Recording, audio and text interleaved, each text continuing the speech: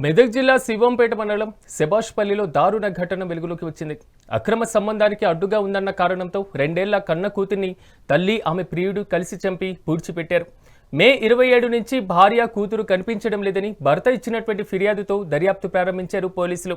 గుంటూరులో నిందితురాలు మమత ఆమె ప్రియుడు ఫయాజ్ను పట్టుకున్నారు పోలీసులు.